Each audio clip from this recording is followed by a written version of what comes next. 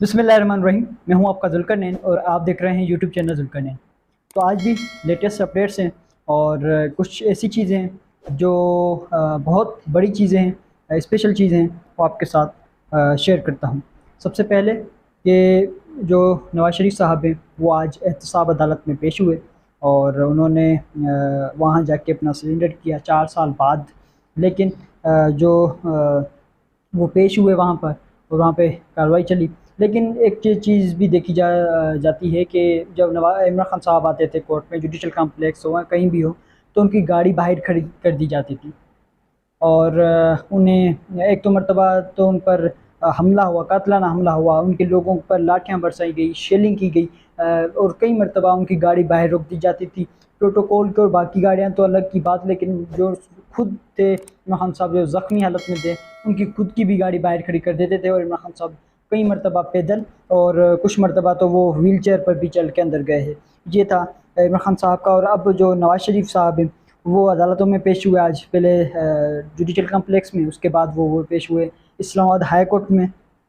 तो दोनों जगहों से अच्छे अच्छे रिलीफ मिले, क्योंकि ऊपर से ही जो है ऑर्डर है, ऊपर से जो लाया गया है, ऊपर की जो उनको यकीन दहानी कराई गई है, उस पर तो अमल दरामद इस तरह ही होगा कि हर जगह से रिलीफ और रिलीफ मिलेगा।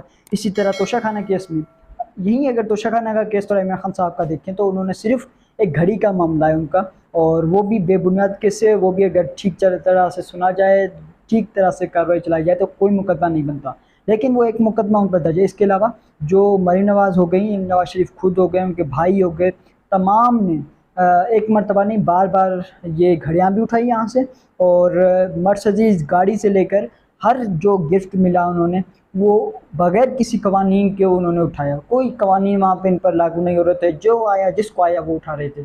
सब इन्होंने इसी तरह किया, इनके पार्टी के सीनियर रहनुमाओं ने उठाए। लेकिन ये केस भी इमरान खान साहब को तो इसमें सज़ा आ गई, जज हुमायूं दिलावर ने सज़ा सुना दी, लेकिन उसके बाद इस्लामाबाद हाई कोर्ट की फैसले के बाद इसे कलंदम करार दिया गया, लेकिन उसमें इमरान खान साहब को सज़ा भी आई।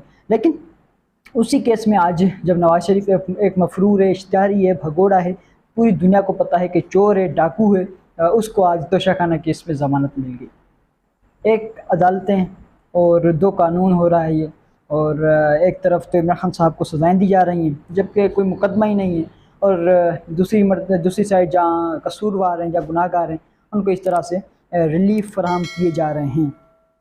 उसके अलावा जो एहतसाब अदालत ने ये जो नेब को नोटिस जारी किए कि जो नवाज़ शरीफ साहब का जो प्रॉपर्टीज़ हैं जो इनसे ज़ब्त की गई थी वो वापसी की जाए, उन पर अपना जवाब दे, और ये कार्रवाई चलेगी। उसके बाद ये जो ज़ब्त की गई थी प्रॉपर्टीज़ वो भी नवाज़ शरीफ साहब को वापसी मिल सकती हैं, मिलेंगी। उसके अलावा नवाज़ शरीफ जो दीगर अदालतों में पेश हुए, लेकिन इस दौरान जो उनके कारकुनान का जो रवैया था वो इंतहाई जो बेशऊर लोग होते हैं इस तरह से, क्योंकि इनकी लीडरशिप भी ऐसी है।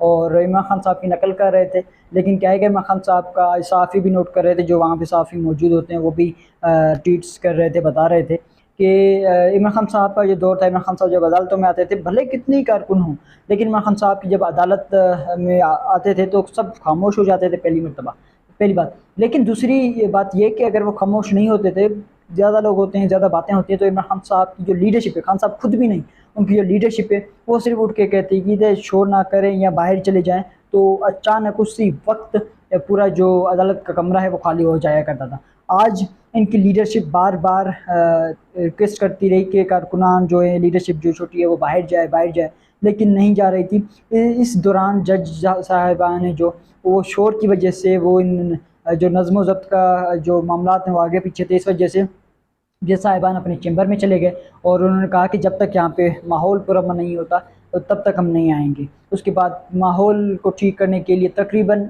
आधे से 1 घंटा लग गया सिर्फ कारकुनान को बाहर निकालने में, खामोश करने में। ये इनका जो नज़्म ज़ब्त इस तरह से चलता है, और ये बेशऊर जो लोग हैं तो इस तरह ही जो इनका सिस्टम में पूरा इसी तरह चल रहा है। उसके अलावा नवाज़ शरीफ को रिलीफ मिलते जा रहे हैं, एक पर एक रिलीफ मिलता जा रहा है।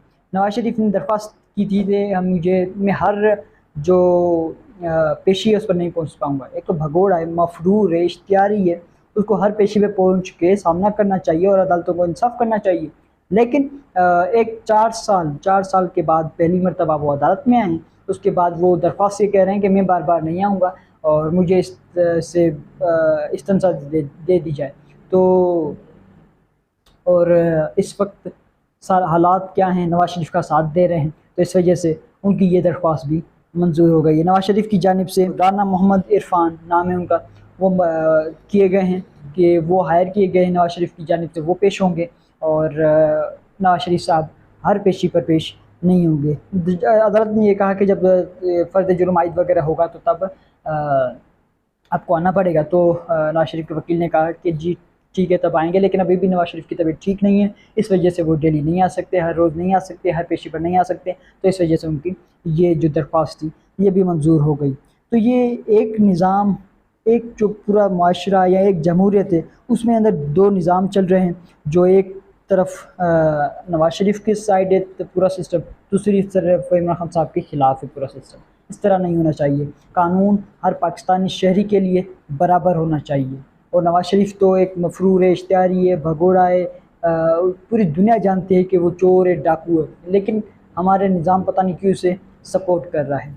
उसके अलावा थोड़ा सा हम अगर पीछे देखें तो जब इमरान खान साहब अदालतों में आया करते थे तो उनकी जो कारकुनान हैं वो अदालतों में अगर नज़्म व ज़ब्त के लिए, कानून के एहतराम के लिए, अदालतों के एहतराम के लिए अगर अंदर नहीं आते थे तो बाहर खड़े हुआ करते थे अदालतों के बाहर, और बाहर भी वो पुरअमन रहा करते थे और पुरअमन वो एहतजाज करते थे, नारेबाजी करते थे।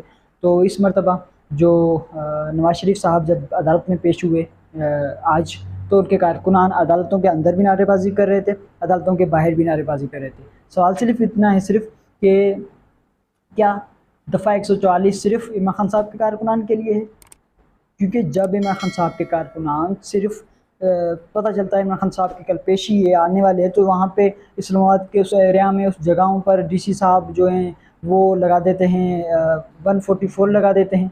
और जो कारकुन एक जो उनके साथ आते हैं 5, 10, 15 कम से कम अगर ये देख लें, अगर इतने भी आते हैं तो वो खौफज़दा हो जाते हैं और फिर उन्हें उठा कर ले जाते हैं और फिर उनको मुकदमा बना देते हैं।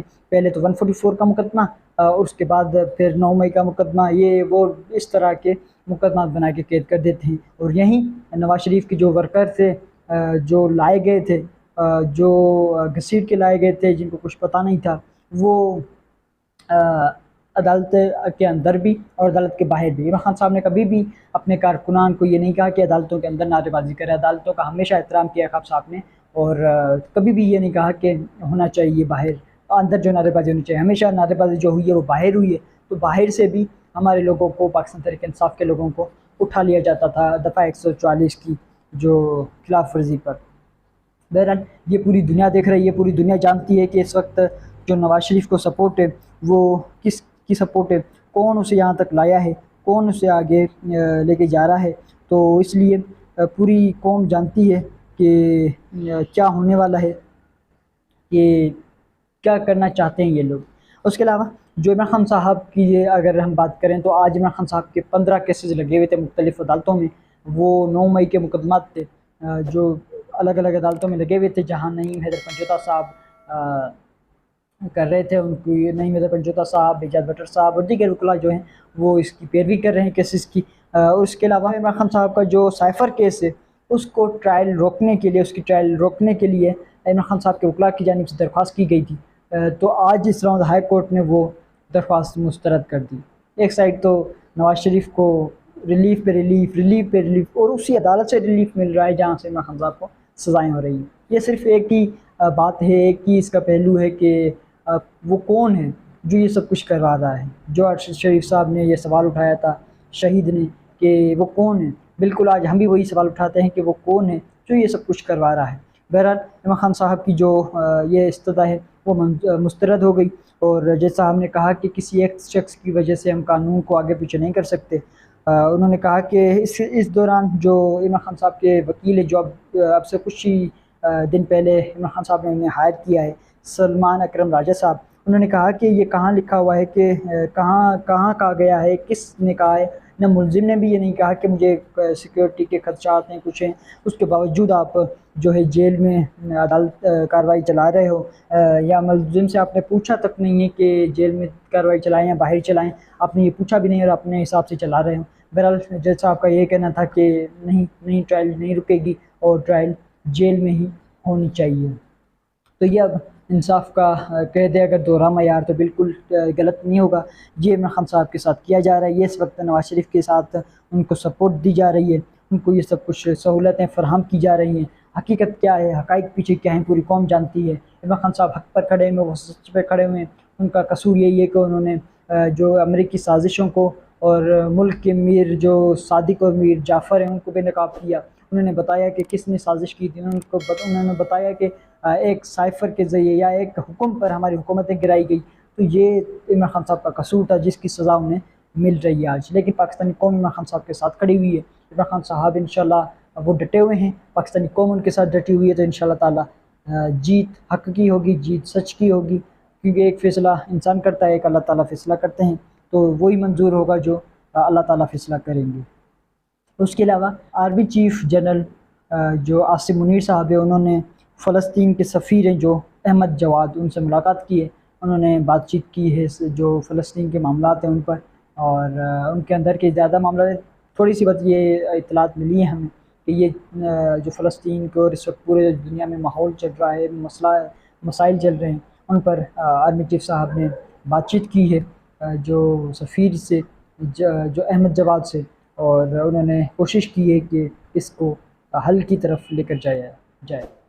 अब तक के लिए इतना ही। आगे के लिए मेरे इस चैनल को लाइक करें, शेयर करें, सब्सक्राइब करें ताकि मेरा हर लेटेस्ट वीडियो आपके पास पहुंच सके। Thank you so much.